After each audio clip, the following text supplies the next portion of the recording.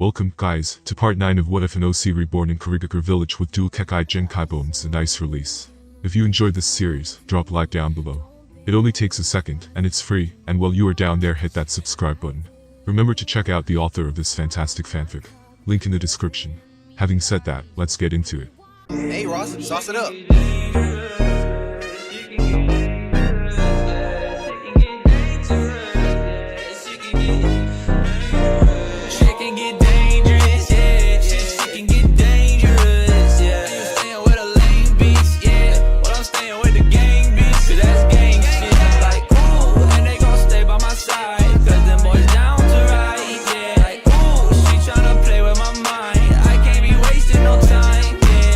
Days had now passed since Kamimuro's battle with Kujira. All of the genin had returned to their temporary quarters, as they awaited the orders for the third and final part of the exam. Koyuki had also joined Haku and the others back in the apartment, after Faina had performed his sealing jutsu, to help with her bloodlust split personality disorder. Koyuki didn't really remember what had happened in her fight with Miyako, but the others had filled her in, of course, leaving out some details as they explained to her it had resulted in a draw. She had to admit she was more than disappointed that she was the only one of their squad to lose, but no good would come from letting it get her down. All she could do now was cheer Kamimuro and Haku on in the finals, and she did not doubt that they would both win, no matter who they might fight. The three of them spent their time in the Hidden Leaf wisely, most of the time holding out in the apartment, with the rest of the time by wandering around the village and trying to train. However, there were still places in and around the village that they were not allowed to go, and Kamimuro had clocked on to the Anbu's gaze falling upon them more than once when they went out. Kakashi and Itachi had been tasked with keeping an eye on the Chunin exam visitors, making sure to keep tabs on their everyday activities en route through the village. But that wasn't the only thing Itachi was keeping tabs on. Once he finished his daily duties in the Anbu, Itachi would make daily reports to both the third Hokage and Danzo about the Uchiha clan, who he had been keeping tabs on due to their recent behaviors towards the village. Itachi had finished his work and found himself walking down a quiet back street, as the sun was setting over the river in the distance, giving the village a benign look. It was a surprisingly peaceful moment for the Uchiha, one that he had not found himself in for a long time. At the same time, walking down the other side of the path was none other than Haku and Kamimuro, who had been out to pick up some dumplings for Koyuki after training. The two genin were chatting and laughing wholeheartedly as they turned the corner, coming face to face with Itachi, who had been so zoned out due to his current circumstances that he had failed to notice the two of them coming towards him. At the last second, the three of them came face to face, only just swerving each other, as they all realized what had happened. "Look out." Haku shouted as the bag Kamimuro was carrying ripped, causing time to slow down, as the three of them watched the dumplings fall towards the ground. Both Itachi and Kamimuro saw it happen, and both reached for one of the dumplings at the same time, catching them with their swift movement. "That was a close one. Koyuki would have killed us if we had dropped them," Haku said as he rubbed the back of his head in relief. Itachi handed the dumpling back to Kamimuro as he flashed a kind smile at him, not being able to not notice his ability as he looked at him closely, knowing who they both were. "Sorry about that," Itachi said. Kamimuro also noticed Itachi's power, even though he did his best to hide it. "It's alright, thanks," Kamimuro said as he also smiled. Haku could also see that Itachi was an elite shinobi, one they should be wary of, as he noticed the Uchiha crest on the back of his shirt. "Are you both taking part in the Chunin exams?" Itachi suddenly asked, breaking the silence that had formed between the three. "Yeah, we made it to the finals," Haku replied as he gave a genuine smile. Itachi was surprised at how friendly both of the boys were towards him, especially since they were from different villages. "Well, I wish you both the best of luck," Itachi then said after a moment as he gave them a nod. However, before he turned around to walk away, Kamimuro spoke, surprising him. "Whatever is weighing you down, you should find someone to share your pain with," he said, somehow being able to see the dark cloud that was weighing over Itachi's consciousness. Itachi was so surprised that he was almost lost for words as he looked at Kamimuro. "Anyway, nice to meet you," Kamimuro said as he smiled at Itachi. "Come on Haku, let's go," he then said, getting a nod from Haku as he also bid Itachi goodbye. With that, the two of them walked off into the sunset as they headed back to their apartment with the dumplings, leaving Itachi alone and surprised at the encounter he had shared with them. "These Miss Shinobi," he said softly as he watched them walk off, doing his best to find his willpower once more before he turned back to follow his path. Sometime later, Lord Hokage, Itachi said as he bowed his head. Hiruzen was stood atop the Hokage mansion as he overlooked the village, smoking his pipe as usual. "Ah yes, Itachi. How goes your mission?" he said as he kept his back to Itachi. "The situation remains the same.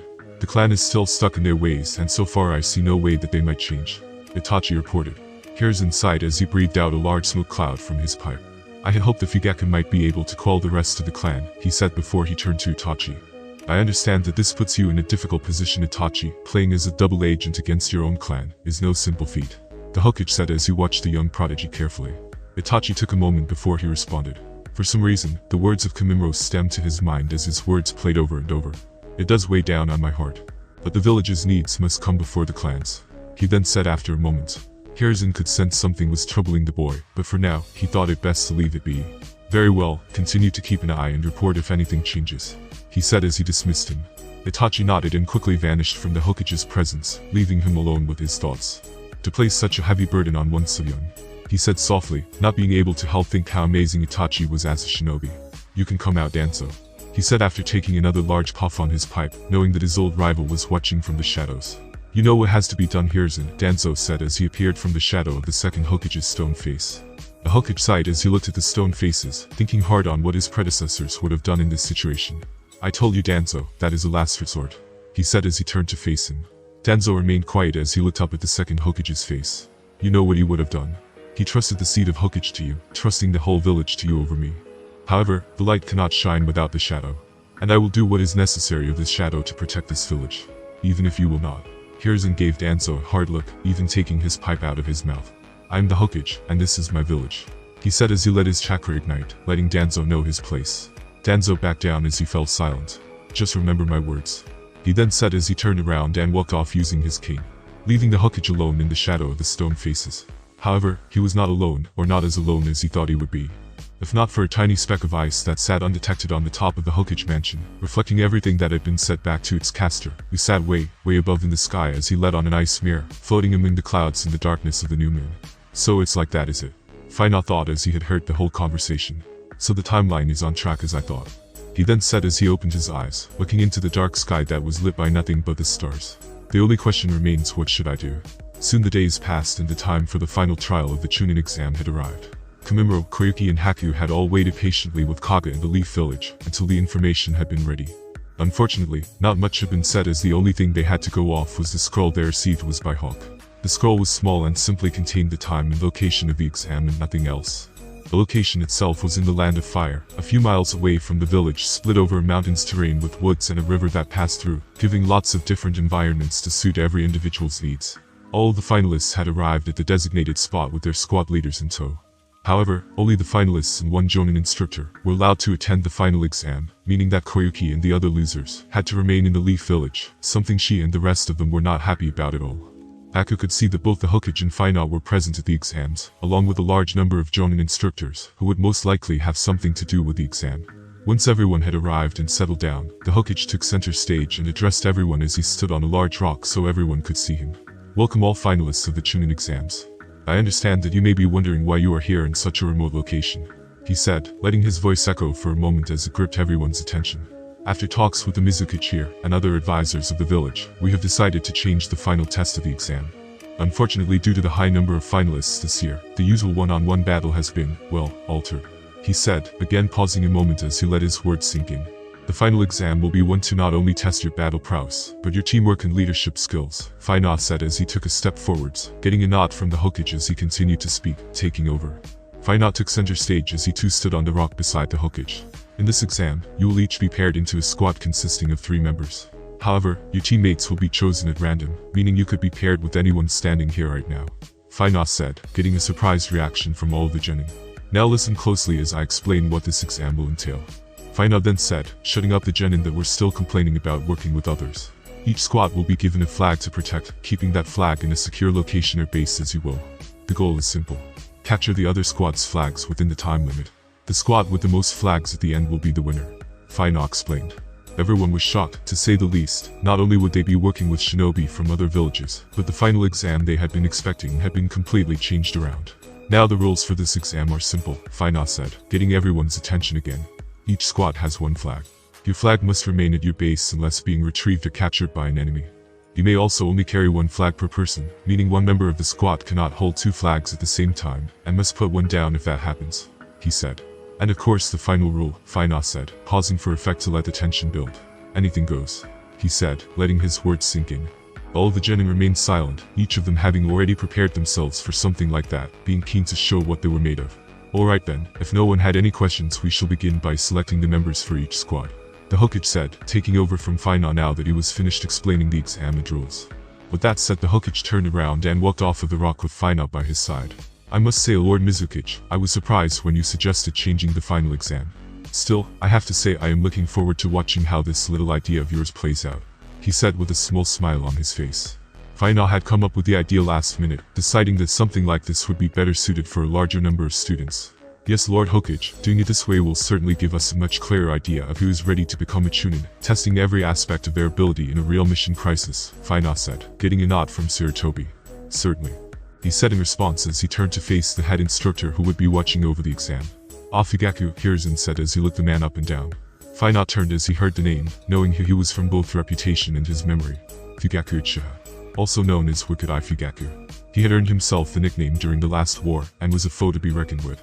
He was also the father of Itachi and Sasuke Uchiha, something that also spoke volumes of how strong he would be. Final was thankful he had never come across him on the battlefield during his early days, knowing if he had, he might not be here now. Lord Hokage, Fugaku said as he greeted the Hokage. Allow me to introduce our head of the Leaf Police Force and head of the Uchiha clan, Hiruzen said as he turned to Final. Pleasure to meet you, Final said as he looked Fugaku in the eyes, giving him a friendly smile. Fugaku returned his greeting, giving him a nod as he too knew of Final's reputation during the war. Pleasure to meet you, Lord Mizukichi, he said, acting civil. Fugaku here will be overlooking the final exam, making sure to keep an eye on everyone and keep an accurate score, the Hokage said. Fugaku didn't seem very interested in these duties, but he was here, and he seemed willing to do as he was asked. So what is it that the head of the Leaf Police Force does exactly? Final asked, deciding to make small talk with him, getting a surprised look from him before he answered.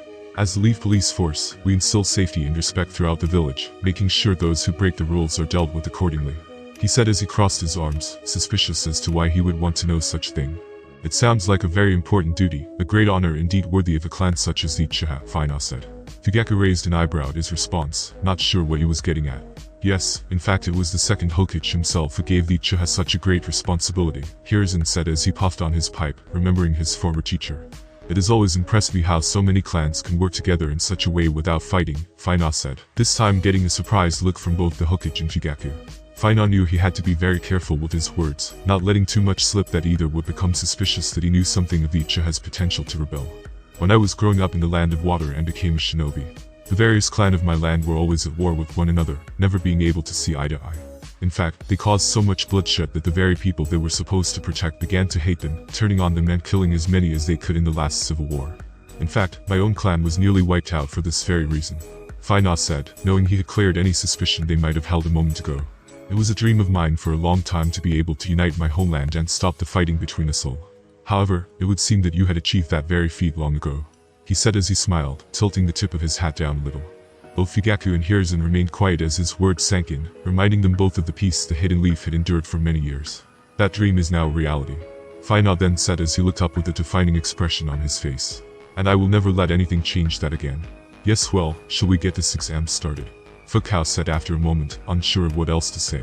Final and the Hokage both agreed. Of course, I believe I have waffled on for long enough, he said as he rubbed the back of his head.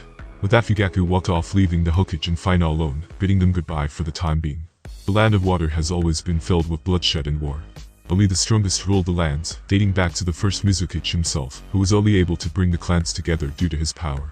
Hiruzen suddenly said as he placed his pipe back into his mouth.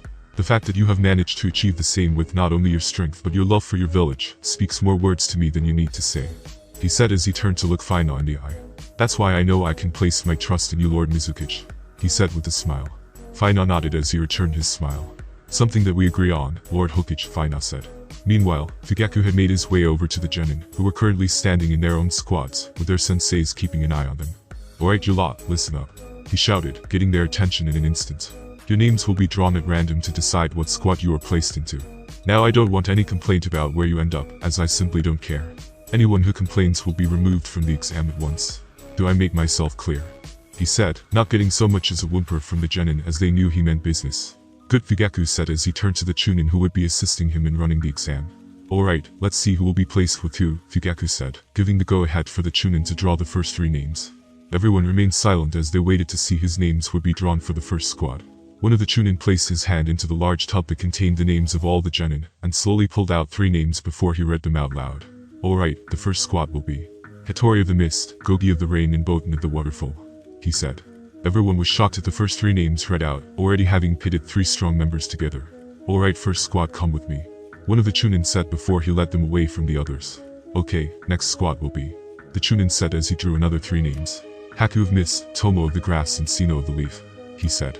Kamimura turned to Haku, and Haku turned to him, each of them knowing that they might have to fight one another in this exam. I'm looking forward to facing you, Haku. Me too, brother, Haku said before the 2 of them bumped fists and Haku walked off. Oh no. Does that mean I have to go against you, Seto? Sino said with a worried look on her face. Don't worry, Sino, if we come face to face, I'll go easy on you, Seto said as he flashed her a smile, making her blush. What about me, Seto? Horm, the other girl on his squad said. Of course you too, Horm, I could never hurt either of you. He said as he placed a hand on each of their shoulders, causing them to go weak in the knees. That's enough, you 3, get moving. Their instructor said, interrupting them from their embarrassing moment and snapping them back to the situation. With that, the second squad followed another Chunin, and the remaining genin waited to see who would be next. Alright, the third squad will be Kamimura of the Mist, Iseto Ichiha of the Leaf and Yuri of the Mist, he said. Oh man, I really have to work with these blood mist scum, Iseto muttered under his breath. He was quick to shut up though as he got a serious look from Fugaku, knowing that his clan leader was watching him, also expecting good things. Good luck, Kamimura of Kaga said as he gave his student a nod, having done the same for Haku. With that, the 3 of them went off and everyone waited for the next squad to be called.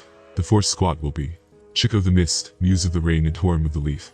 He said before the 3 of them slowly made their way towards the Chunin instructor that was waiting for them. 5th squad will be Rakuro of the Mist, Ahata of the Rain and Sakasugi of the Leaf. He said, leaving the last 3 standing as they looked at who they would be working with. And that leaves the last squad consisting of Ebonaka of the Rain, Takajima of the Leaf and Adagai of the Leaf. He said as he announced the final squad. Alright, good, make sure you get all the squads in position before you let me know, Fugaku said to the Chunin he was leading. Yes, sir. They said before they vanished to check on all positions, leaving only the Jonin instructors and Fugaku. All that is left is to set the traps around the battleground. Fugaku then said as he spoke through his earpiece. All of the genin squads had now been led to their individual bases, where they were given a flag to protect. As stated, the flag had to remain in the base, and could only be carried by if captured by an enemy, or when retrieved from one. Haku and his squad consisted of Tomo, who was a shinobi of the Hidden Grass, one who had not fought in the preliminary matches. The other was a girl called Sino, one of Iseto's Uchiha teammates. Haku wasn't sure of their combat ability, but he had no choice other than to work with them, if he wanted to try and pass this exam. Let's work together, and put aside our differences, he said as he offered a friendly smile. Sino slowly nodded as she returned his smile, not quite believing how handsome he was. While Tomo nodded, not saying a word as he covered his head with the hood of his large coat. Haku could tell he wasn't the type for conversation, and instead, he jumped right to formulate a plan. Meanwhile, Kamimura had arrived at the area where he and his team would call base. It was slap center in the middle of the wooded area, and had a good amount of cover from the large trees. However, at the same time, it also offered the same to any enemies that were good at stealth, leaving them vulnerable to an ambush. Kamimura had been placed on a squad with Yuri, who was a member of Hitori's squad. Of course, she didn't say much, but he could tell that she was prepared to work together. However, he could not say the same for his other squadmate. Look, I don't know what they're thinking putting me with you, but it's your lucky day. I'll have a flag for us in no time, Iseto said with a cocky attitude. Kamimura wasn't sure how this would play out if they only worked alone rather than as a team, but only time would tell now. That's the last of the genin in position, sir. One of the Chunin exam proctors said through the radio to Fugaku. Good, how are the traps coming along? Fugaku then asked, waiting for a response. The traps have now been completed, sir. Another of them reported, meaning he could now give the go-ahead. Alright, good work, Fugaku said as he crossed his arms. Faina and the Hokage watched from a distance, having taken up position on a large cliff that overlooked the entire terrain that the genin would be using as their battlefield. The addition of laying out traps along the battlefield was indeed a smart suggestion. A voice said, causing both of the cage to turn around. It was Danzo, the so-called shadow cage of the village. Ah, Danzo, have you come to watch the finals? Hiruzen asked as he puffed on his pipe. I have, he said as he walked over towards them using his cane. Of course, Faim knew better than to believe his little act, knowing full well he was still a dangerous opponent involved in almost every bad thing in this world.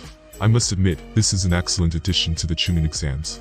Being able to test a young genin in a more realistic battlefield situation is something that has been long needed, Danzo said as he looked at Faina. Yes, well, it was a dual effort on both parts, Faina said, looking back to the Hokage. Danzo remained quiet for a moment before he looked to Hiruzen and then back to Faina. Although the Leaf and the Mist had allied and were working on the details, there was still a large concern among the villagers and in the ranks of the shinobi, on both sides. After all, there was a long history of bloodshed between both, and to simply put that aside was something that would happen overnight. Not only that, but other villages had seen their alliance as a potential threat to their own national security, something Danzo had also come to speak about. It has come to my attention that the Sand is holding a secret meeting with the Stone and the Cloud. Seems that the alliance between our two villages is not being endorsed well by the other nations, Danzo said. Here's inside. I feared this might happen, he said, taking a good look over the terrain. I had hoped our alliance would not cause this, but I know the Sands still wish vengeance upon me in the mist, Faina said, remembering his meeting with the current KIRIGAKURE.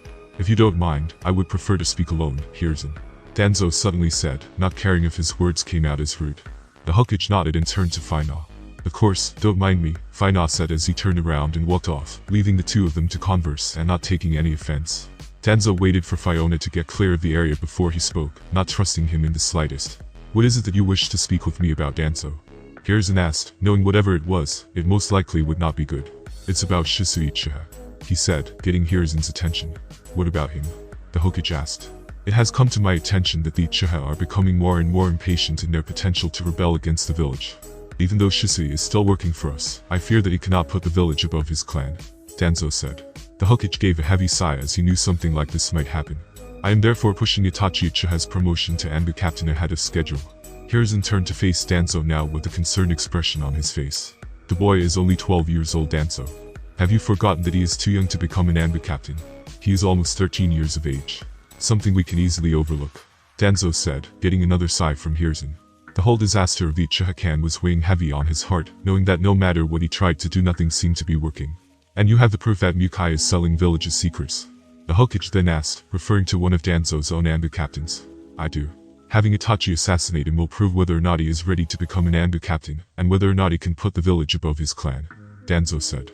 Hirzan sighed as he exhaled a large puff of smoke, thinking hard on the matter before he gave his answer. Very well. See, done, Hirzan said. Danzo knew that the two of them never agreed on much, however, when it came to the safety of the village, there was nothing they wouldn't do to protect it. Danzo didn't say anything as he turned his back and started walking away, leaving Hirzan alone with his thoughts. Meanwhile, Fugaku, the head of the Uchiha clan, was getting ready to announce the start of the final exam, having been given the all-clear that all of the genin were now in position. Fugaku reached up to his earpiece, pressing the button in for him to speak through it. Alright everyone, let the final part of the Chunin exams begin, he said, giving the order for the Chunin to give the signal. Yes, sir. They said as each Chunin exam proctor let the signal, letting the green smoke off all over the battlefield, so that the genin could see that the exam had begun. Both Kamimuro and Haku watched from their bases, as the green smoke gave the signal for the exam to start. All the other squads also watched as they quickly tried to formulate a plan, while others were too busy arguing over whose plan was better for them to get a good head start. We only have 1 hour to get as many flags as possible, Haku thought as he turned to his squad. Alright, Tomo, you stay here and defend the flag. Sino, you come with me to scout for any of the other teams. Given the area of the exam grounds and terrain, I calculate that there will be at least 2 other squads not far from us at all, Haku said. Sino was impressed, to say the least, but quickly snapped out of it. I'm a sensory ninja, so I can help to find other teams, she said, coming out of her shell a little. Haku nodded as he smiled at her. I can defend, no problem. I can use earth-style ninjutsu, the grass ninja said, again proving he wasn't much of a talker. Alright, then it's settled. Let's move out, Haku said, taking command of his squad as he and Sino headed out with her leading the way as she used her sensory ability. Meanwhile, Kamimuro, who was paired with the Seto Uchiha and Yuri, remained in the forest where their base was located. Well, I think it's obvious that I lead this squad. After all, I am the strongest here, Seto said as he ran his fingers through his thick black hair. Yuri looked at him as she kept her face behind her blue scarf, not giving him any notice. What do you think we should do? She asked quietly as she completely ignored Seto, getting an angry reaction from him. Kamimuro seemed hard in focus as he didn't respond to her question, or Seto's antics, as he tried to get them both to listen to him. However, Kamimuro's words quickly snapped Seto out of his silly fit as he finally spoke. We fight, he said as he had already sensed an enemy squad that had come right for them. What the how did they find us so fast? Seto asked as he looked around, not seeing anyone yet. Suddenly one of the genin appeared above them, standing on one of the tree branches as he peered down at them. Your flag will be our first, he said before he pulled a scroll from his hip. Kamimuro could see that he had a hidden leaf headband, but was unsure as to what squad he belonged to. Suddenly a large demon shuriken appeared from the scroll he had opened, taking it in his hand before he started to spin it around with skill. Let's do this, he shouted, throwing the massive shuriken towards them. Look out, Seto shouted as he jumped into the air, with Yuri following his lead to avoid the attack. Kamimuro, however, simply stood his ground as the shuriken came his way, barely ducking under the shuriken, and letting it rip loose into the distance, as it shredded through the tree line behind. Kamimuro then said as he turned around and avoided a slash from another shinobi, this one belonging to the hidden ring. Kamimuro exchanged a flurry of attacks with the rain ninja, slipping another of his attacks, before he countered with an elbow that he allowed a bone to grow from, stabbing him through the chest. The clone, Kamimura muttered as the rain ninja burst into mud, somehow having given him the slip as he used the substation. Aseto landed on a branch out of the way, seeing that Kamimura had stood his ground and was now fighting someone else. Who the hell does this guy think he is? He thought as he turned around, seeing the other leaf ninja getting another shuriken ready. I'll show him he's not the only one who can fight, he said as he jumped into the air, dodging another demon shuriken and flipping off another branch as he tossed a handful of his own shuriken. The leaf ninja quickly dropped from the tree branch, using it for cover as he grabbed on with his hand to hang from it, letting the shuriken slam into the wood one after the other. Aseto could see where he was and knew he would be planning a counterattack. However, he had his own plan and quickly formed his hand signs. Fire style, fireball jutsu, he shouted as he unleashed his fireball, aiming it from above the leaf ninja, who had not seen him coming from above. Shit, he shouted as he was forced to let go of the tree branch and fall through the air as the fireball followed him towards the ground. Yuri had also taken cover from the large shuriken, letting Aseto go and deal with the leaf ninja. She was not stupid though, and knew that his attack was a simple diversion, along with the rain ninja who Kamimura was fighting, meaning that there was still one more of them. Got you, she said as if on cue the third ninja of their squad jumped down from his cover and grabbed the flag. Yuri acted fast and rushed down from her vantage point, throwing a barrage of sand and needles at him, causing the genin to panic as he struggled to deflect the small projectiles. Yuri landed and quickly kicked the boy in his chest, knocking him flying into a tree, where he hit his back and had hard getting knocked unconscious. That's one down, she said as she turned around to see Aseto shoot his fireball. The leaf ninja quickly landed on the ground and rolled, using his body weight to dash out of the way of the fireball, as it hit the ground not a moment after, exploding and scorching the ground. Damned, even with an ambush these guys are still too strong, he said as he knew they had no choice other than to retreat. Ibanaka, grab Adagai and let's get out of here, he shouted as he suddenly tossed a smoke bomb onto the ground, using it for cover as he ran away.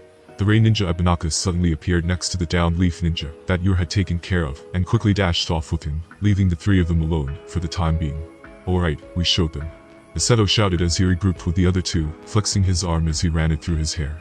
For now, but we should be more careful from now on, Kamimura said before he looked at Yuri. Haku and Sino were running along the riverbank as Sino used her sensory ability to guide them to another squad's base. Suddenly Sino skidded along the ground as she came to a stop, having sensed something. Haku noticed and also stopped, turning to face her. What is it, Sino? He asked, noticing the look on her face. I can sense 4 chakras coming from that way they are fighting, she said, seeming a little nervous. Haku also had some sensory ability, and now that she had told him, he was starting to pick up on it. How the hell is this guy so strong?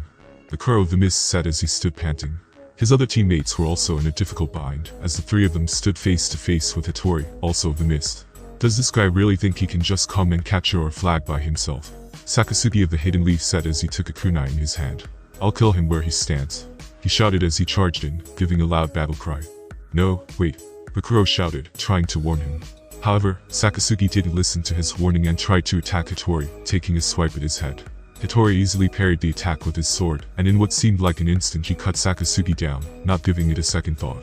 Shit, Bakuro said as he watched his teammate drop to the ground. Give me the flag and I will let you live.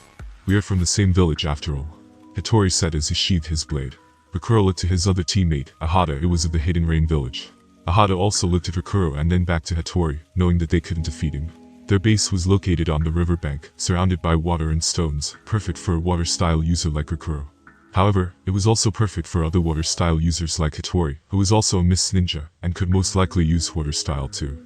I didn't want to have to use this for just one person, but I guess I don't have any other choice, Ahata suddenly said as he pulled out a kunai. Bakuro knew what he was about to do, and he knew there was no other way. Hitori watched as Ahata threw the kunai across the ground before it hit a rock and cut a wire that had been too fine for the human eye to see while it wasn't moving. A trap, really? Hitori asked, not seeming amused. Suddenly the ground where Hitori was standing crumbled away and opened as if it was trying to swallow him. Got you, Ahata shouted as he watched Hitori fall into the hole. Now you are finished, he yelled as the hole was rigged with a large number of explosive tags and poison smoke bombs. This trap had been designed for only one reason, to kill anyone whom they couldn't beat in a fair fight. Ahata had quickly devised the plan to the others before the exam had started, having already noticed the hole had been set before they even got there. Turns out he specialized in planning this sort of thing, and the others had let him build the thing, helping him cover it back up after. Bakuro watched as the smoke and fire settled from inside the hole, knowing there was no way even he could have survived something like that. Did it work? He asked, still not sure. Of course, it worked, Ahata said through his rebreather, feeling proud of his work. This guy might be a big shot back in your village, but he never stood a chance against me, he said as he laughed at his handiwork. Suddenly his laugh was cut short as a blade unexpectedly pierced right through his stomach from behind him, causing his eyes to open wide in pain and surprise. "How did you?" Ahata said before Hitori pulled his sword back through his torso, letting him drop to the ground. "You really think I would fall for such a simple trap?" He then said as he looked up towards Rakuro. "Now, will I be taking the flag, or will I be taking your life too?" Hitori asked as he looked into Rakuro's eyes with a serious glare. Rakuro knew he had no choice now. Being left alone with this guy was not a good thing, and he knew he couldn't win. "Just take it," Rakuro said as he raised his arms. "I surrender." Hitori smiled and turned around as he headed over to the flag. "This makes one," Hitori said as he reached his hand towards the flag as he was about to take it. However, Hitori sighed and abruptly turned around and with expert skill, deflected a flurry of senbon needles that were aimed right at him. "You!" Hitori shouted as he spun around, ducking under a kick from Haku, before the two of them planted their feet onto the ground and turned to clash once again, with Hitori holding his sword as he pressed it against Haku, who held him off with a senbon needle in his hand. "I didn't expect to get to fight you just yet," Hitori said, being impressed at how strong he was. "Me neither," Haku said as he slowly raised his free hand and began to form hand signs. Hitori's eyes opened wide in surprise as he had no idea anyone could form hand signs with only one hand. "Ice style, 1,000 needles of death." Haku shouted as he used the water around them to form thousands of ice needles in the air, all aiming at Hitori and flying towards him with intent to kill. The ice jutsu exploded, crashing down where both Haku and Hitori had been stood, making it hard to see what had happened as debris had been kicked up, blocking the field of vision. Rakuro watched from the sidelines as Hitori and Haku both appeared clear of the jutsu, with each of them taking a combat position. "I'm impressed. It's not often that someone gets the better of me," Hitori said as he flicked his sword. "Still, I would expect nothing less of someone of the same clan as Lord Fifth." Haku was also impressed. "It's not often I meet someone who can keep up with my speed," he said as he looked over to the flag and then back to Hitori. "Now Sino," Haku shouted, giving her the signal. Sino quickly jumped over to the flag, slipping out of her hiding spot, and quickly grabbing the flag in both hands. "Get back to base, I'll hold him off," Haku shouted as he watched Hitori, waiting for him to make a move. However, Hitori simply smiled and sheathed his sword. "It would seem I have been defeated this time," he said as he nodded to Haku. "Perhaps we will fight again soon, but for now, I simply do not have the time," he said as he slowly took multiple steps back before he disappeared, leaving Haku and Rakuro alone. "He really ran away," Rakuro said, not quite believing it. "For now anyway," Haku said before he too decided to quickly retreat away, leaving Rakuro alone. "Try not to die, Rakuro," he said before he left him alone. "Gee, thanks Haku," Rakuro said as he looked around at both of his dead teammates. "What the hell do I do now?" Haku and Sino had retreated back to their base as they carried the flag. Somehow they had managed to push back Hitori and capture the flag from him. However, Haku was concerned that he had given up so easily. "Alright, that makes one. What should we do next?" Sino asked as she planted the flag into the ground next to their other one. Tomo also seemed happy that they had returned with the flag, but didn't say much at all. "We should probably get ready to defend, as I'm sure there will be another squad that comes from us soon," Haku said. Sino nodded before her eyes opened wide. "I sense a squad coming towards us from the east," she said as she turned her head to look in the direction. Haku also looked that way, thinking he just had to say it. "Alright, prepare for a fight," he then said as the three of them got ready for battle. Meanwhile, Kamimuro and the others had managed to formulate some sort of plan, even with the Seto butting in every 2 seconds. Kamimuro had decided that he and Seto would go off to look for a flag, while Yuri would stay and defend their own flag. It was a tough decision to make. If you only sent one to attack and kept two to defend, your attacking force was left weak and might not be able to capture a flag. However, on the flip side, the same could be said for your defense. If everyone went to attack, you would have no one to defend your flag at all. Keeping at least one person back made sense, and Yuri was happy to defend their flag, seeming much more controlled than Seto. "You had better not slow me down," Seto said as he and Kamimuro jumped through the trees before coming to a large clearing that overlooked a grass meadow, getting a slightly annoyed look from Kamimuro.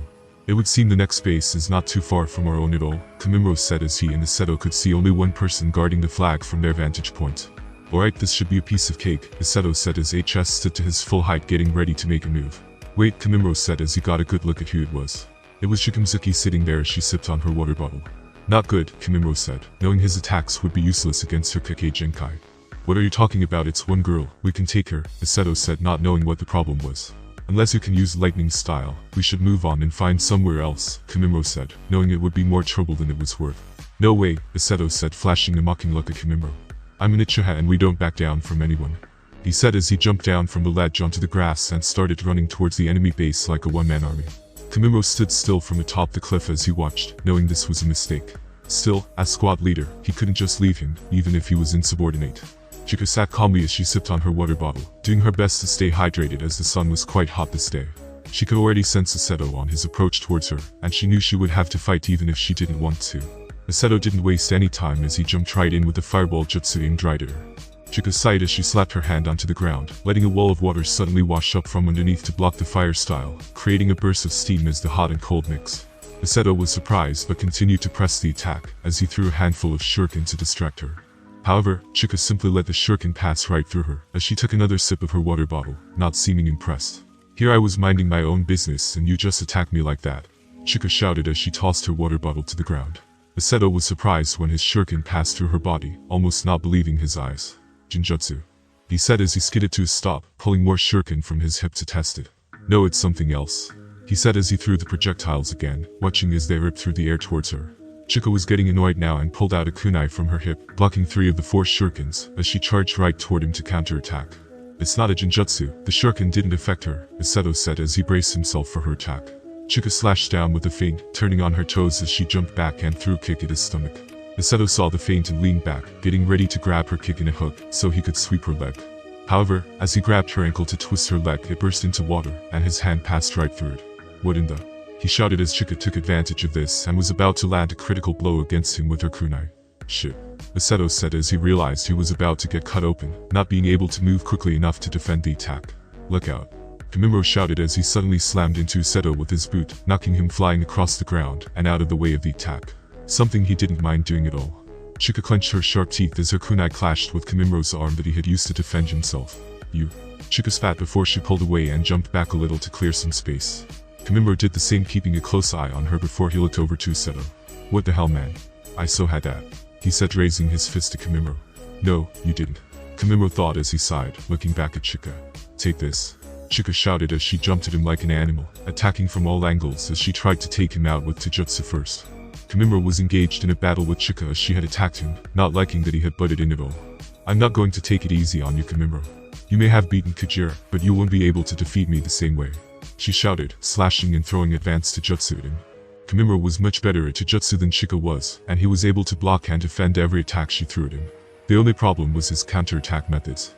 No matter what he did, he couldn't get through her body's ability to turn into water and negate physical attacks. No matter how many times he slashed her, allowed his bones to be expelled and stab her, it did nothing at all, only splashing water onto the ground. "Your attacks are useless against me," Chika said as she started forming hand signs, knowing her own Taijutsu was no match for his, not getting her anywhere at this rate. "Water style, water shockwave," she shouted as she suddenly allowed a large burst of water to expel from her mouth. Kamimuro was unable to do anything against the jutsu and was hit, getting pushed back by the jet stream. No good Haku is a much better match for this kind of opponent, he thought as he flipped in the air and landed next to Aseto. "It's no use, I can't do any damage to her with Taijutsu," Kamimuro said as he looked to Aseto. "I've got an idea," Aseto said with a smile. Chika watched as the two of them talked, trying to formulate some kind of plan to fight her with. "It's useless, no matter what you do you can't beat me," Chika said as she pointed her hands at both of them, getting ready to use the Mizuki clan's signature jutsu. "Alright, that might work," Kamimuro said as he and Aseto had finishing planning, but Kamimuro seeing what she was about to do. "Don't get hit by this next attack, otherwise it's over," he shouted as he quickly dashed out of the way of a water bullet blast. "You can't escape this jutsu," she said as she continued to fire volley after volley of water bullets at both of them in a machine gun fashion. Aseto dashed from side to side, dodging all of the bullets with great skill before he jumped into the air. Kamimuro did the same thing, however, he changed course and made a beeline right at her, dashing head-on as he created a shield of bone to deflect the water bullets that could withstand her attacks. "No way," Chika shouted as she panicked, not being able to see Aseto due to the sun blinding her eyes, and Kamimuro being able to deflect her water bullets that could shoot through concrete. Chika crossed her arms, knowing that the only thing she could do was wait to see where they tried to attack from, so she could also counter their attack, knowing neither of them would be able to hurt her. "Now," Aseto shouted as he landed behind her, quickly slapping 2 explosive tags to her back and shoulders. Kamimuro skidded along the ground and did the same, slapping one on each of her legs before they both retreated. Chika tried to turn around and attack, but both of them quickly backed away with Aseto jumping behind Kamimuro, as he used his bone shield to block more water bullets from her. Chika had not seen what they had done, and continued to fire more water bullets at them, as she tried to break through Kamimuro's defense. "Boom," Aseto said softly as the explosive tag suddenly exploded, ripping Chika's body into bits, and splattering her all over the place. "It worked," Aseto shouted as he watched from cover with Kamimuro. "She's not dead, just incapacitated for a short while. We should get the flag and quickly make a break for it, as it will take her some time to regenerate," Kamimuro said. "Alright, let's get the flag," Aseto said as he quickly ran over towards the flag and grabbed it in his hand. Let's get out of here. Masato then said as he turned back to Kamimuro, with the two of them quickly making off having recovered a flag. Chika slowly gathered herself in a blob of water on the ground as her face became visible, not looking happy. This isn't good. I didn't think they would be able to beat me like that. Just you wait till I rehydrate. I'm coming for you, Kamimuro. She shouted as she slowly crawled over to her water bottle. Now Masato and Kamimuro had the flag and were headed back to base with it, as they had now made it into the large woods. Once we get back we should get back out there and take another flag, Masato said, clearly pleased with himself as his plan had worked. Kamimuro was also surprised that he wasn't all talk and could back up his words, seeming to be more than meet the eye. Kamimuro was about to speak when he felt a sudden jolt run down his neck, causing him to turn around and block a slash from a sword, clashing in the air as he got a look at his attacker. Hitori, Kamimuro said under his breath before he pushed off and landed on a tree branch. Masato stopped once he saw what was going on, getting a good look at Hitori, and noticing he was carrying a flag. Hold on a minute, that's our flag, Masato shouted. Hitori smiled as he twirled his sword. Good of you to notice. Yuri was more than happy for me to take it. After all, she is my squadmate, he said as he pointed his blade at Kamimuro. And I will be taking that flag too if you don't mind, he then said. Kamimuro wasn't surprised that she didn't want to fight her own teammate, and it was something he had not planned for. Get out of here, Masato. I'll handle him, Kamimuro said as he got serious. Masato took a moment but quickly nodded and turned around as he jumped into the air. It's not use in running, Hitori said as he gave a nod of his head. Kamimuro could sense that Gogi of the Hidden Rain was now on Masato's tail, and could only hope that he made it back to Yuri in time to help him. She may have not wanted to fight against Hitori, but he was sure she would have no problem in taking on Gogi. It's time for me and you to settle the score once and for all, Hitori then said as he placed the flag down on the tree branch. I'll show you that I am more worthy of Lord Fifth's attention than you, he then said as he pointed the tip of his blade at him.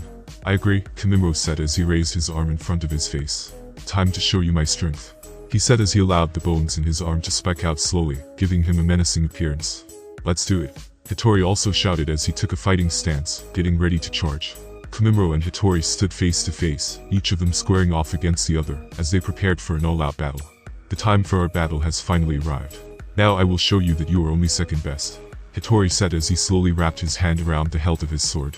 Kamimuro felt the same and slowly took his arms out of his shirt as he let it fall to the ground, revealing his bare torso. I feel the same, he said as he slowly raised his head to look Hitori in the eye before he allowed his bones to sprout from his body. Hitori was shocked at the monstrous sight, but smiled nevertheless, as he quickly jumped in for the kill, regardless of how his opponent looked. Hitori moved so fast that he seemed to disappear.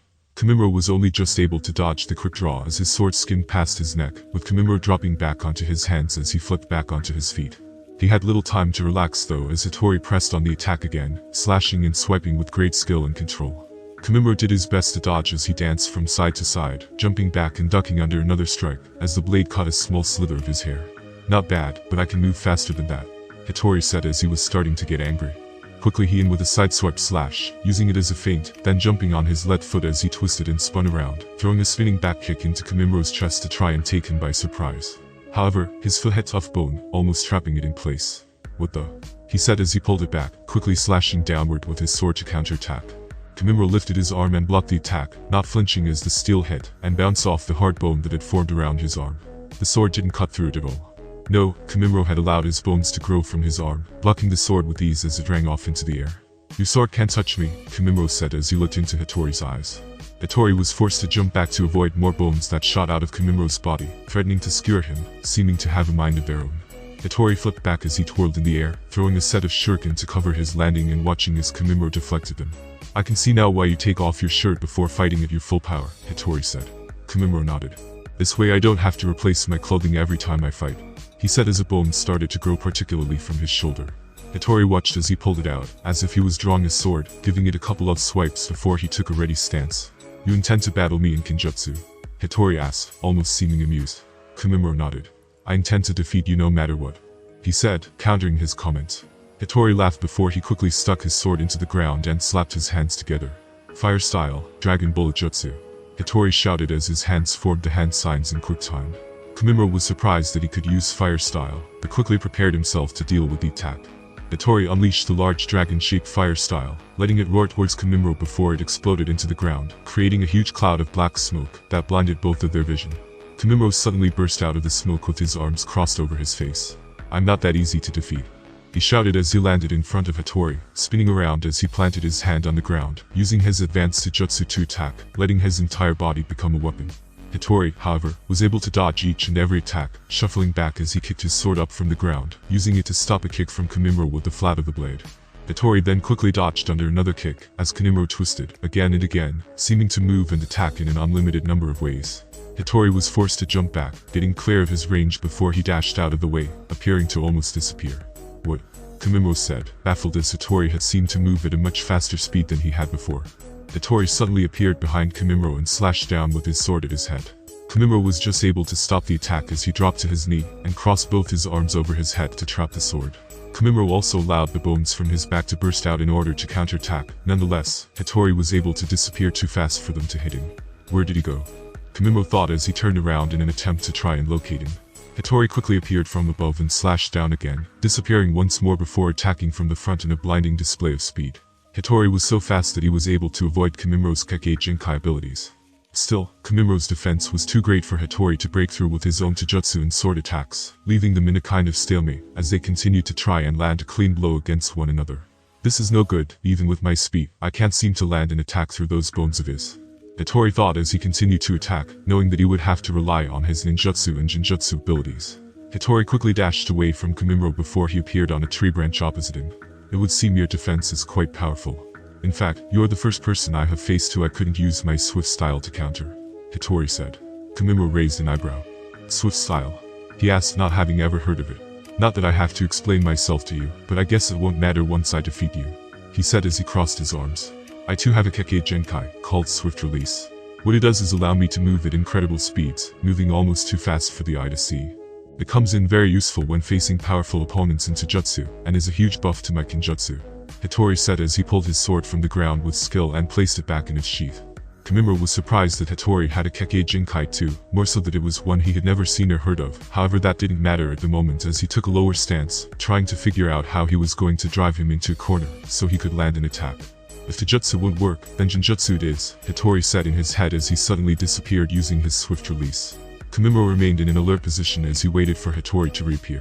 Knowing that was his only chance to attack, in this small moment, he reappeared to launch his own attack. If I can just catch him where he appears, Kanemaru said as he turned around, waiting for his moment. Now, he said as he suddenly thrust his hand forwards in an attempt to predict Hitori's movements. Wrong side. Hitori shouted as he appeared on the other side of Kanemaru, taking him by complete surprise.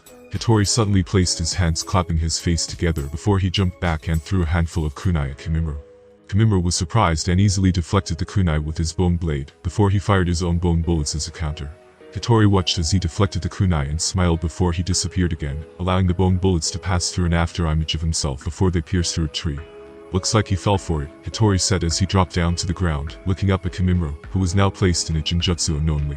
Now that I have him in a genjutsu, it's time to finish this fight and capture the flag, Hitori said as he quickly moved back towards Kanemaru, coming face to face with him. It's over for you meanwhile.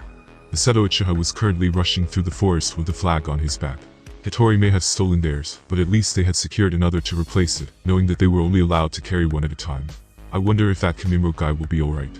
I mean that Hitori, or whatever his name was, seemed strong, he said to himself as he jumped from branch to branch. The Seto jumped off one branch and landed on another that was in his sight, getting ready to push off again so he could jump. However, as the Seto pushed his weight from the branch, it snapped, seeming to give way to his strength. What?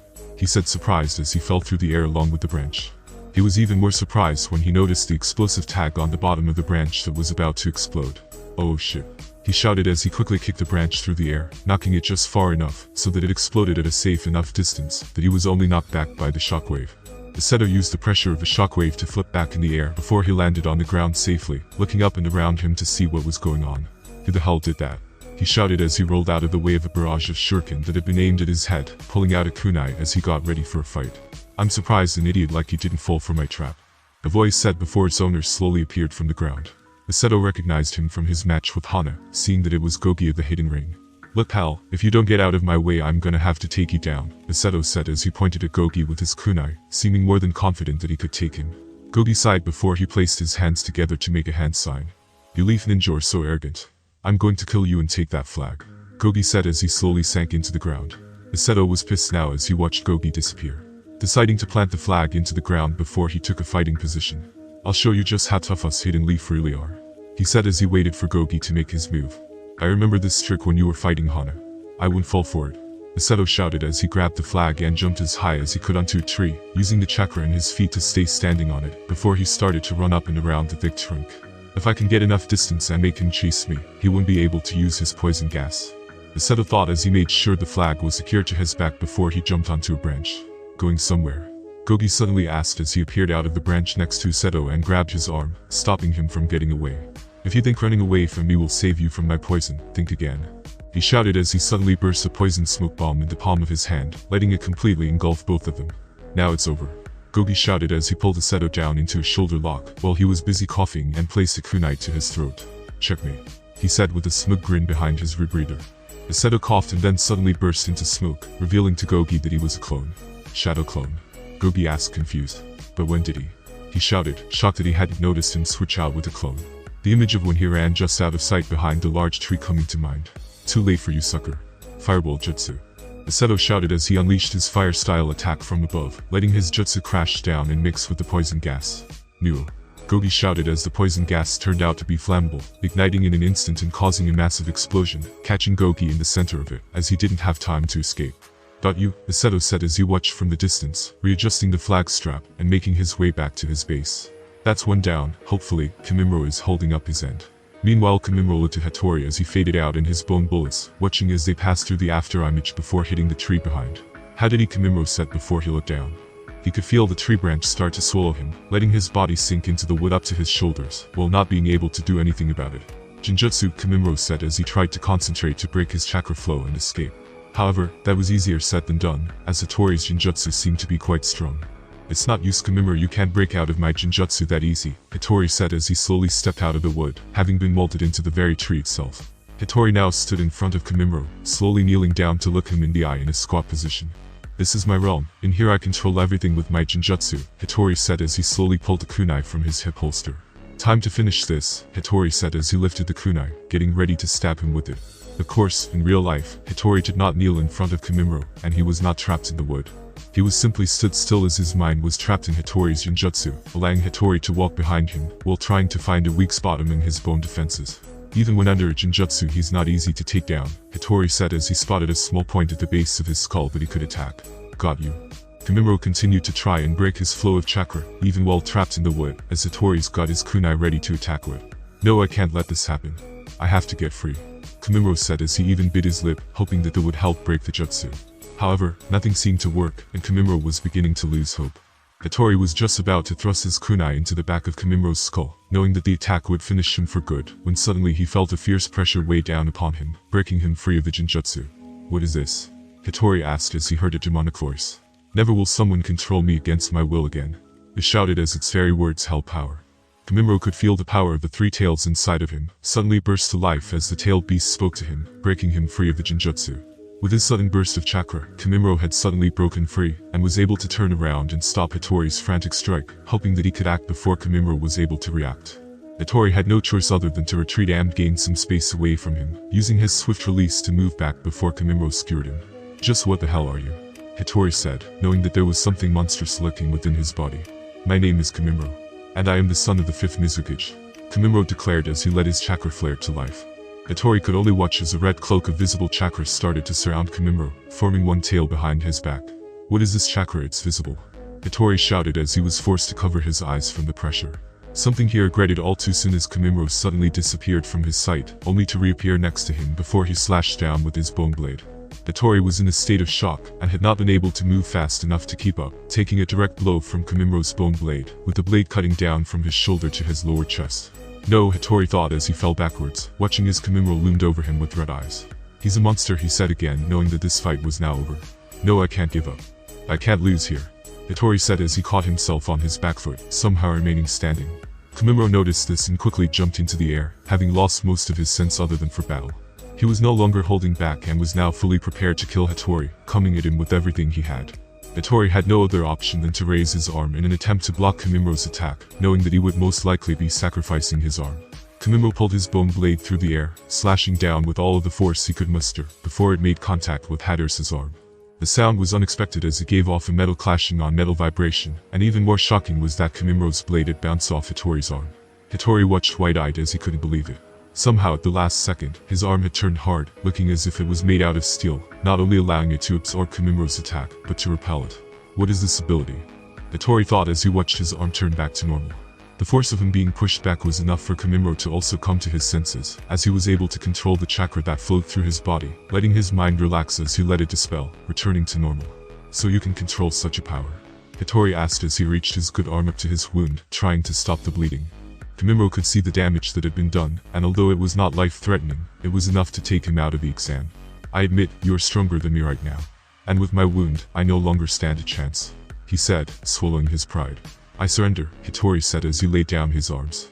Kamimuro was quite surprised, but respected his words, allowing his bones to retract. Very well. I will honor your surrender and take the flag, Kamimuro said as he nodded to his fellow shinobi. Hitori returned his nod. I look forward to a rematch in the future, he then said, watching as Kamimuro took the flag and left him alone in the forest. Now that Kamimuro had defeated Hitori, with each of them once and for all settling their rivalry, he headed back to his base, hoping that Aseto had been able to defeat Gogi and make it back with the flag they captured from Chika. Finally, he arrived back seeing Aseto, who seemed to be shouting at Yuri for simply gifting their flag to Hitori. Yuri, on the other hand, did not seem overly bothered, keeping her arms crossed and her face hidden behind her scarf. That's enough, Aseto, Kamimuro said as he landed back onto the ground, surprising both of them. Hey, you made it, he said, forgetting about Yuri for a moment as his eyes spotted a flag on his back. Whatever the reason, she gave him the flag and that is her business, Kamimuro said as he unclipped the flag and placed it next to their other one. Well yeah. But still, she could have put up some kind of fight, he said in protest. You defeated Hitori? Yuri suddenly asked as she walked over to Kamimuro, looking him in the eyes already knowing the answer.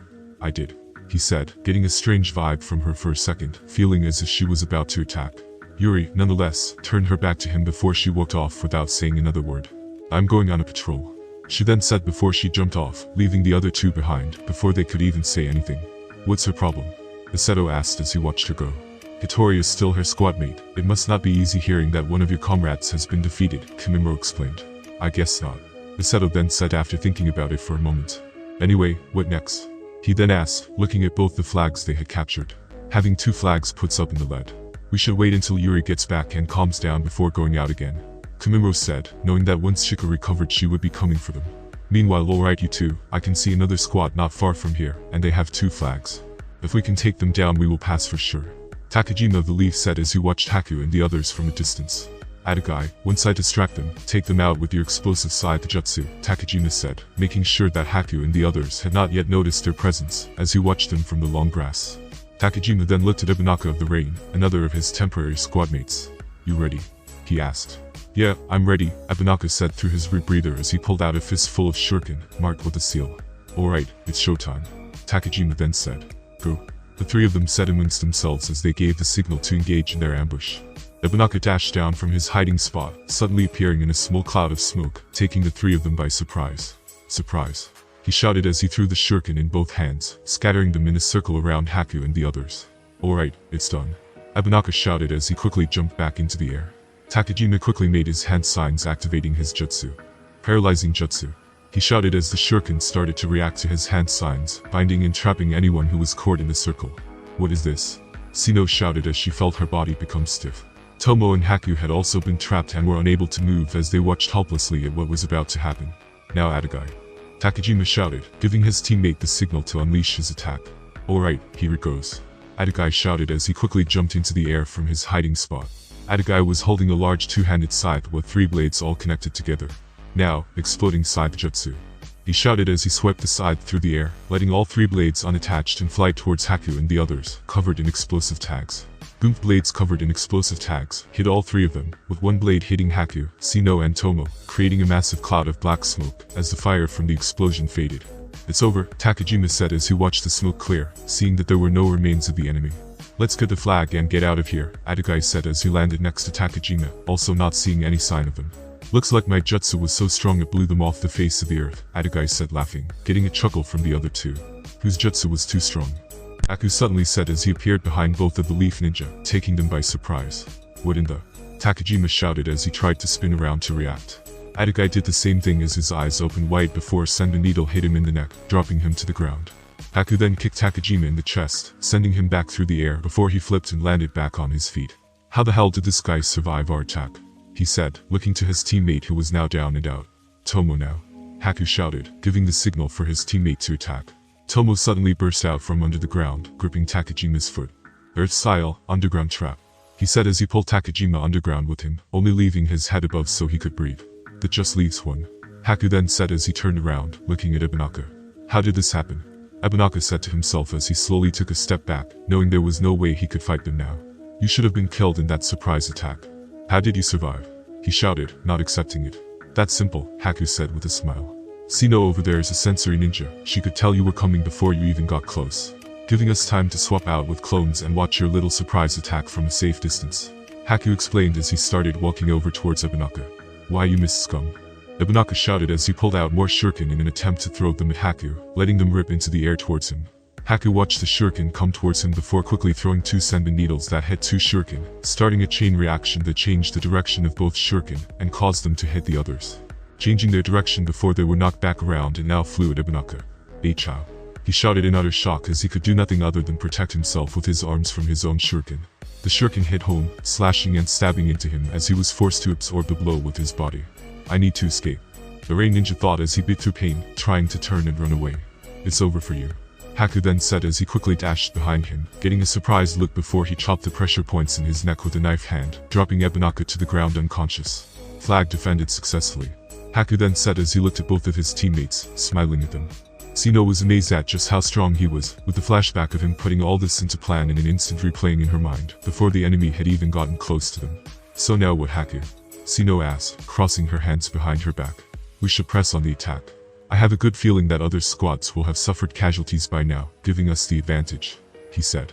Tomo agreed as he walked over to them. I will come with you this time, he said, giving Haku a thumbs up. Haku agreed and looked at Sino. Using your sensor abilities, we should be able to find another flag before anyone else can find ours.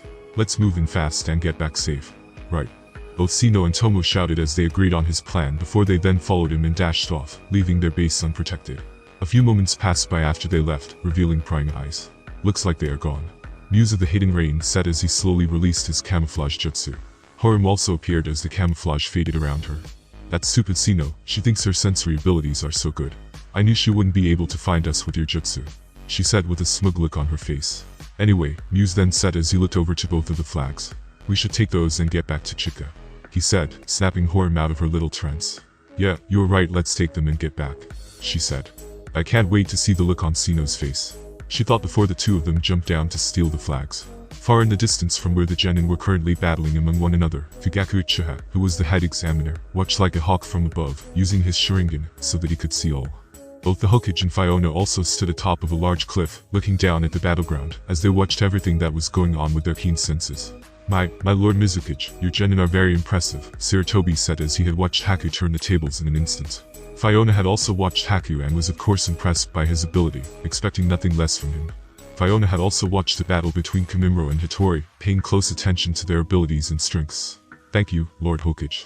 I wish I could take credit, but honestly, they possess the potential all along.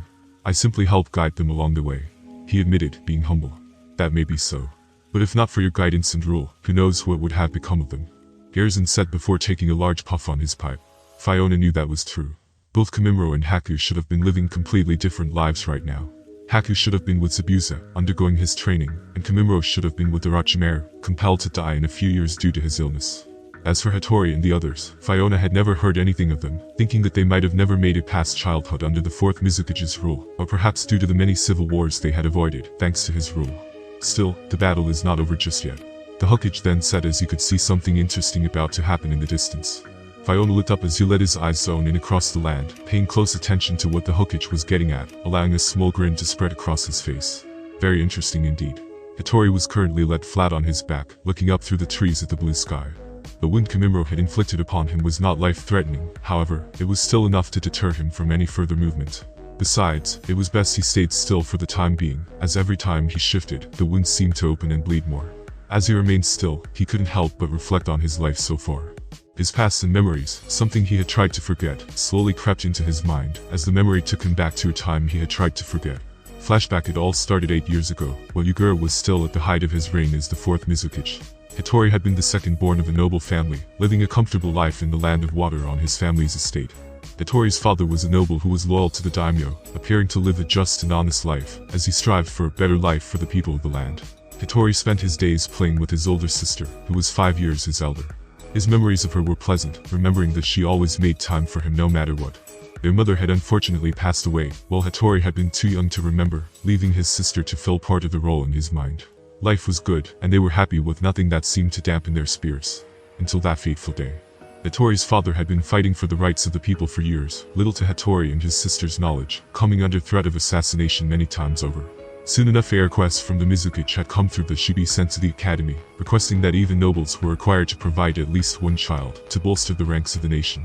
Of course, Hitori's father fought this, refusing the Mizukage's request thanks to his noble rank, even taking it to the daimyo himself, as he pleaded for his daughter to have a normal life of his choosing. The daimyo, having his own daughter, accepted his plea and outruled the Mizukage, allowing Hitori's family to be exempt from the request. However, the show of power from the daimyo towards the Mizukage would not be attained kindly. Time had gone by slowly, with a dark cloud of fear seeming to consume his father. Word had spread of his rebellious behavior towards the Mizukage, and that was something that would not be tolerated by a tyrant such as Igor. Hitori had not noticed it at first due to his young age. But now that he was older, there was no mistaking the fear in his eyes. Each day he and his sister would wake, they would be greeted by strangers. Hired bodyguards that his father had secured for their protection.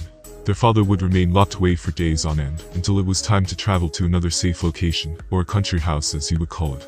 During this time Hitori had noticed his sister's kindness towards him had diminished, only appearing every so often before she was taken away by strangers on a daily basis. Hitori had been kept in the dark that his father was having his sister trained by the best money could buy, forcing her to become a shinobi, so that she could one day protect their family. He would watch her return home beaten and bruised each day as she was trained without mercy, and he noticed that each time she would grow colder and colder, as the teaching of the ninja sank into her very existence. Soon 2 years had gone by, and their life of moving around had come to an end, finally returning to their main home. Hitori had remembered being excited, yet his feelings were one-sided as both his father and sister remained consumed by fear, allowing the emotion to take over their being completely. Hitori had no choice but to watch as his sister continued to train to become stronger, while his father kept himself locked away. He couldn't remember the last time he sat with his father, or even shared a conversation with him, instead only ever communicating with the servants of the house. His life had become cold and isolated. The once warm and loving family he remembered had faded away, being replaced by nothing but darkness, until that fateful night had finally arrived. The Mizukage was a cold and ruthless killer, respecting power over everything else. And he was not one to forget nor forgive those who dared speak out against him, casting a long and ominous shadow. It was a moonless night, one heavy with rain as a storm had blown in from across the sea. The wind howled and thunder roared from the sky, causing Hitori to remain awake as he hid under his sheets feeling scared. There had been a time when his sister would have comforted him, stroking his hair and telling him everything would be fine. However, those days had long passed, and Hitori had been made to endure his fears alone. There was no sound other than the rain, the pitter-patter of the heavy downpour that seemed to drown out every other noise, only being disturbed by the almighty roar of thunder. Hitori tossed and turned under his sheets, not being able to sleep as the thunder scared him. Slowly trying to build the courage to climb out of his bed and run to his door. Finally, he did, quickly making a run for it as the thunder made him jump. Opening his door ever so slightly so he could look out into the hall. He could just about make out that it was clear, even in the darkness as his eyes adjusted. Slowly he crept out of his room and started to follow the wall towards his sister's room, hoping that she would provide some comfort for him. Hitori finally reached her door and reached his hand towards the handle, hesitating for a second, as the fear of her rejecting him entered his mind. Unexpectedly a crashing noise came from inside the room, followed by the clash of metal on metal, before the sound of a man grunting could be heard. Hitori was frozen in fear as he slowly stepped back, not knowing what was going on. Pushing his fear away he moved towards the door, grabbing the handle and forcing it open, willing to do anything to make sure his sister was safe. As his eyes adjusted to the flashing light given by the thunder, he could make out the silhouette of his sister's body, standing over a man dressed in dark robes bearing a hidden mist headband. Hitori. His sister said as she looked up at him, a fear washing over his face as he saw what had happened. She quickly rushed over towards him, grabbing his shoulders with each of her hands, as she looked him in the eyes. "We need to get out of here now. They have come for us," she said, looking more worried than he had ever seen her. Hitori was confused. Those were the most words that she had spoken to him in years, and now she was trying to rush him out of the room, without explaining why there was a dead shinobi lying on her bedroom floor. "Quickly, Hitori, there is no time to explain," she shouted as she grabbed his hand, dragging him out of the room and into the hallway. Hitori struggled to make sense of what was happening as he was dragged along by his sister. "We need to find father and get out of here," she said as she tried to drag him even faster. "I can't." Hitori tried to shout as he couldn't run any faster, pulling away from her before he fell to his hands and knees. His sister turned around with an angry expression on her face, trying to hurry him back to his feet, before she suddenly pushed him back down again. "Hitori, stay down. she shouted as she suddenly blocked two kunai that came from the shadows aimed at both of them. Hitori was scared for his life as he looked behind him, seeing another man dressed in dark robes running towards him with a sword. Time seemed to slow down for him as the man got slower and slower, only snapping back into full time, as his sister suddenly appeared next to him and slit his throat.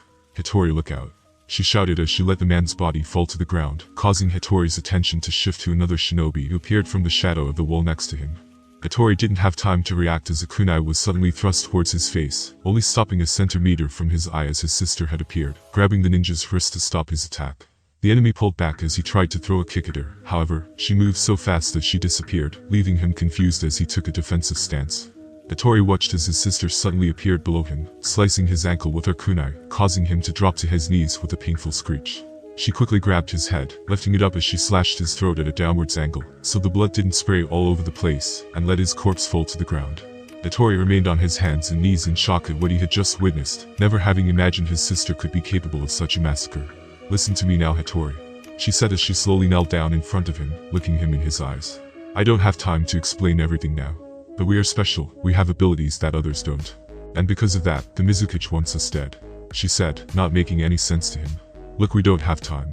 We need to find father and get out of here," she then said as she grabbed his hand again, dragging him to his feet as she ran through the hallway and down another corridor towards their father's room. As they came around the corner, they could both see the dead bodies that lay on the wooden floor, indicating that there had already been a battle. "Oh no," Hitori's sister said as she let go of his hand before she told him to stay put, quickly running over towards their father's room. Hitori could see the bodies that littered the floor as the thunder broke through the sky, providing just enough light to see that they were both mist shinobi and the hired guards his father had hired. "Father." Hitori snapped out of his shock as he looked up, hearing his sister's scream come from inside his father's room. Hitori quickly ran towards the door, entering the room as he rushed to see what was going on. He could see his father on his knees surrounded by 5 shadows with more bodies that littered the large room. "Father." His sister shouted again, getting the attention of all 5 of the shadows who stood around him. Hitori could see that his father was covered in blood and was badly injured, having fought off a lot of enemies from the look of it. With the last of his strength, he looked up at his children, knowing he could do nothing for them now. "Run, run. Please, both of you. Run and save yourselves," their father shouted as he looked dead into his daughter's eyes. Suddenly one of the men in dark mist robes slashed down with his sword, severing their father's head from his shoulders in one clean motion, silencing him forever. Both Hitori and his sister screamed.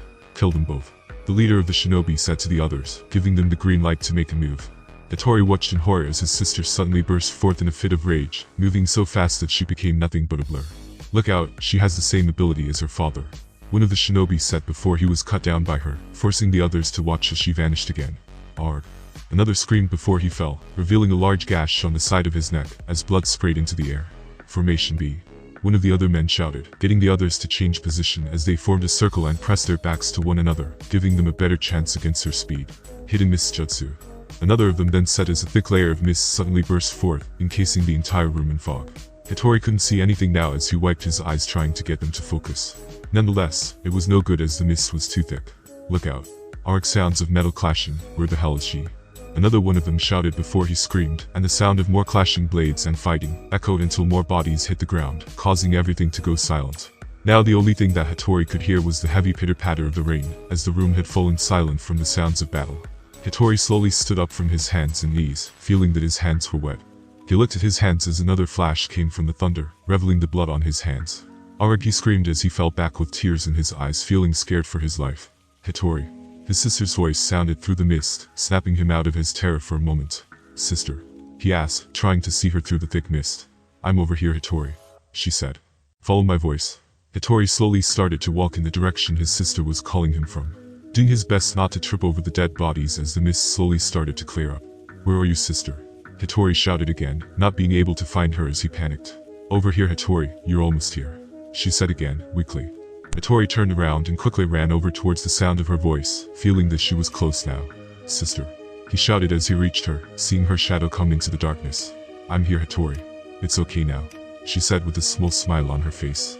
Hitori could see that she was sitting on the ground with her back propped up against the wall.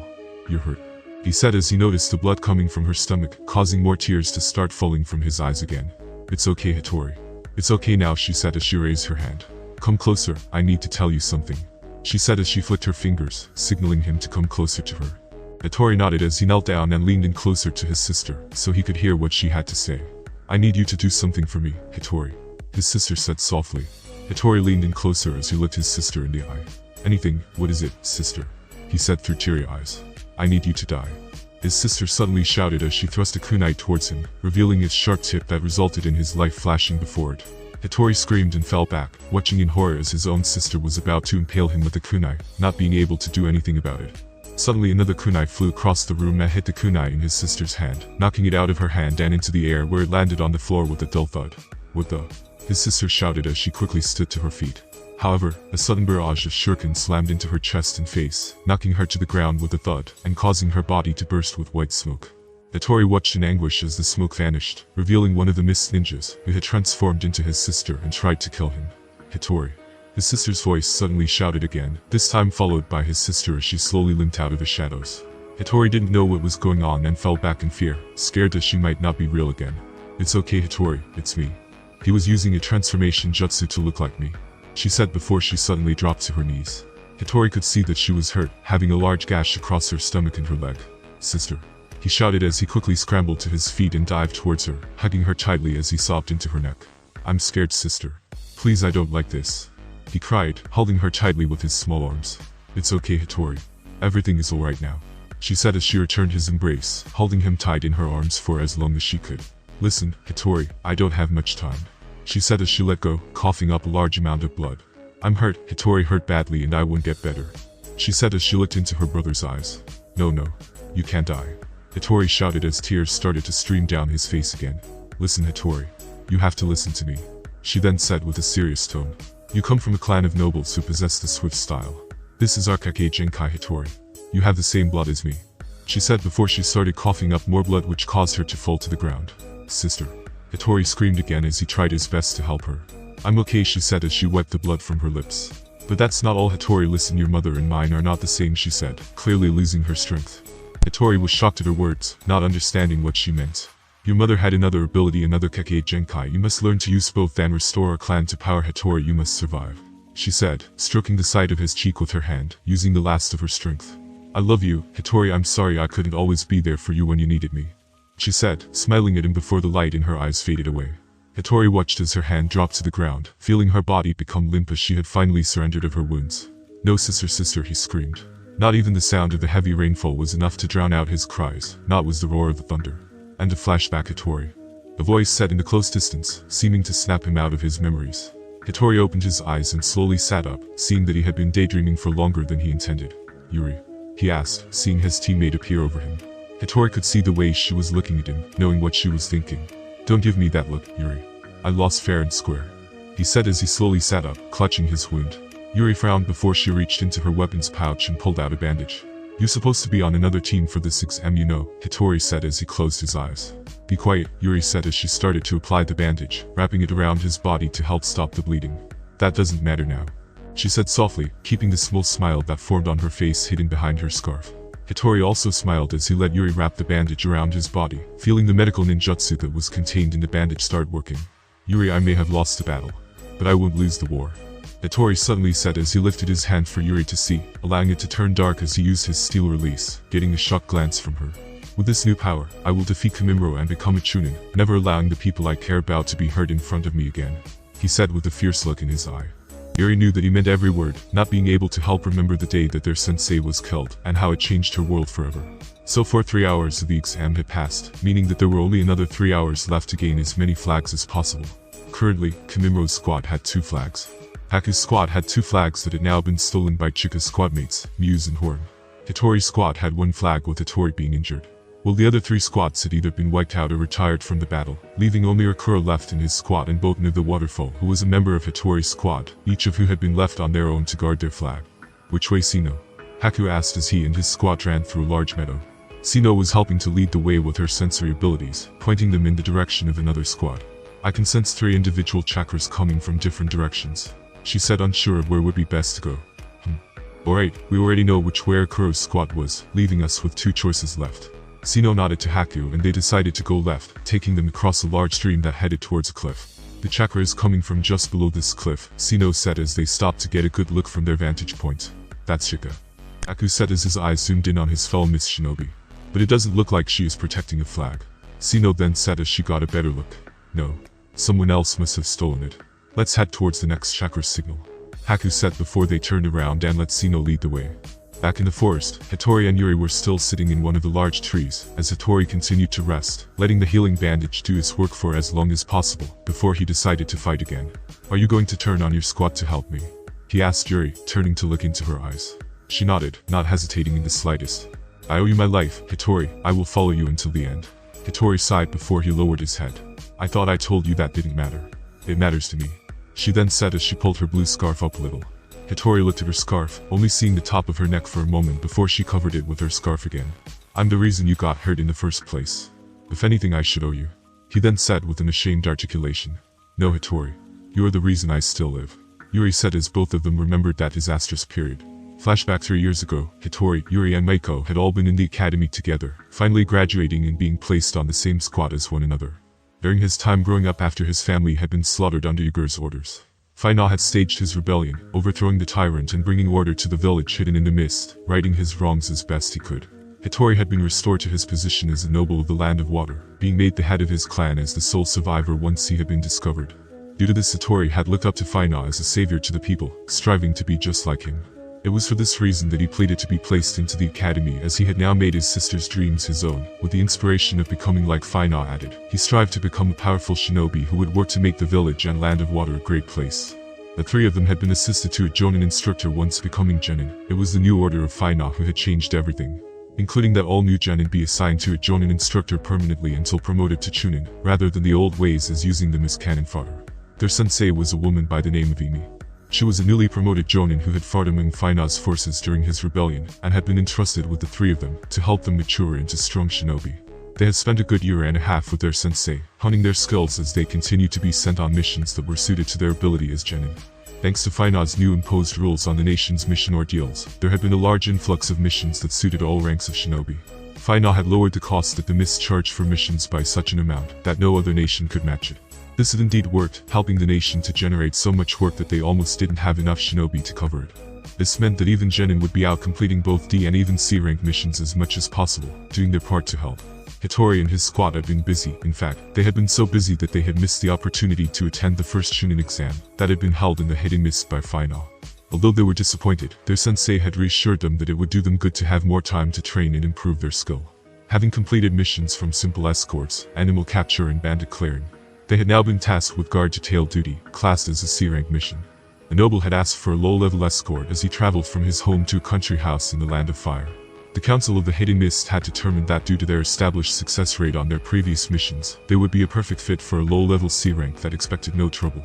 Both Yuri and Miyako were both excited by the chance of proving themselves on a C-rank mission, as was Hitori, who also relished at the chance to prove himself.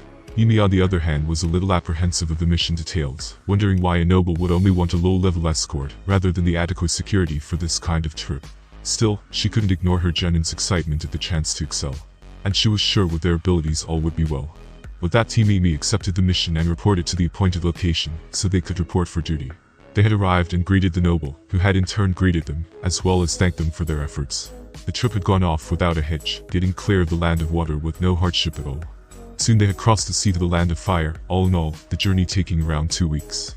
Miyako had complained the whole way, saying how she had expected some action by now, while Yuri had constantly told her to be quiet, saying that she shouldn't wish for that, and that they should hope for a quiet trip. Hitori had remained quiet, trying not to complain due to his boredom. He did, however, remain alert in case something occurred, but nothing did, causing his attention to dissipate throughout the trip. It was the middle of the day now and the sun was coming to its highest point. Everyone could feel the heat getting to them, causing them to become sluggish and let their guard down, continuing to move in their caravan, as the servants and staff hauled all of the nobles belonging through the road. Even Imi-sensei had let her guard drop a fraction due to the heat, lifting her arm to her head to wipe the sweat from it. Suddenly a masked man with long black hair appeared before the caravan, seeming to appear from the very ground itself, causing the caravan to come to a halt at his manifestation. "There you are," he said as he looked directly at the noble, who seemed to know what was about to happen. "G-guards," he yelled as he started to panic, even trying to scramble out of his seat. The masked man was Obito, little to everyone else's knowledge. Yumi and her squad quickly sprang to action as they created a formation in front of the noble, ready to defend him from the imminent threat. "How cute," Obito said from behind his mask before he activated his Sharingan. "Fools, fall into my Jinjutsu," he said with a simple wave of his arm, placing everyone who was watching into a Jinjutsu without trouble. Obito could see that everyone there had fallen for his trap, seeing that he could do as he pleased with them. Time for you to die. After all, we can't have loose ends, he said as he approached the noble, slowly walking as he drew his sword. Suddenly, kunai passed through his head as he phased out of the attack. I don't think so, Hitori shouted as he tried to attack from behind. However, he had not expected his attack to have any effect whatsoever, quickly sliding along the floor as he regained his balance, taking a fighting stance. You broke out of my Jinjutsu, Obito said, interested in the boy. No matter, he then said as he raised his sword. Hitori could feel his body become stiff as he felt the power difference between them, knowing he had no chance in hell. Hitori, look out, Yuri suddenly shouted as she threw a bunch of sending needles, targeting Obito's vitals. Once again the attacks had no effect as they simply passed through him before striking a tree. Obito was growing tired of these insects getting in his way, and decided it was time to finish them once and for all. Hitori could see him move quickly, too quick for Yuri to see. But Hitori possessed an ability that others did not. The swift style, allowing him to move at incredible speeds. Yuri, look out, he yelled, moving as fast as he could as he tried to save his teammate. Obito's blade was but an inch away from taking Yuri's head off, with Yuri's eyes having realized that she was about to die. Even at Hitori's max speed, he was not sure if he would make it in time. Moving across the ground as he reached his hand out, desperate to push her out of the way. Yuri, he yelled as he hit her, pushing her shoulder just enough to knock her out of the way of his blade. However, the tip was longer than he had judged it to be, cutting clean across the front of Yuri's throat, before she dropped to the ground choking on her own blood. Obito looked surprised as he had sworn that he aimed to take her head off. Did the boy really cover that much distance to push her out of the way? He asked as he turned to face him again. Hitori was in shock as he watched Yuri clutch at her throat as she tried not to choke. Why, Yuri? He shouted as he ran over to her, trying to help put pressure on her neck. It's going to be alright, Yuri, I won't let you die, he said as tears started to form in his eyes. Foolish children, Obito said as he watched from the side, deciding to leave them to it as he turned his attention back to the noble. I don't think so, Yumi-sensei said as she had also broken out of the Jinjutsu, quickly dashing in as she formed a water-style whip in both of her hands, using them to attack Obito and bind him. That should hold you, she shouted as she watched her water whips wrap around his arms and legs, binding him in place. I no longer have time for these childish games, Obito suddenly said as he appeared behind her, stabbing his sword through her heart as he finally got serious. Yumi's eyes opened wide in shock as she watched his body turn to smoke. A clone, she said with the last of her strength before she dropped to the ground dead. Hitori watched as his sensei had also fallen to the masked man, feeling a fear he had never felt before. Sensei, he said in terror, as the night of his family's murder started to come back to him, causing him to freeze. Now no one was left to stand in his way as he drove his sword through the noble's chest, killing him in an instant. Obito watched as the light faded from his eyes, making sure the work was done before he turned around to look at Hitori and Yuri. Seems you are already broken, Obito said as he sheathed his blade.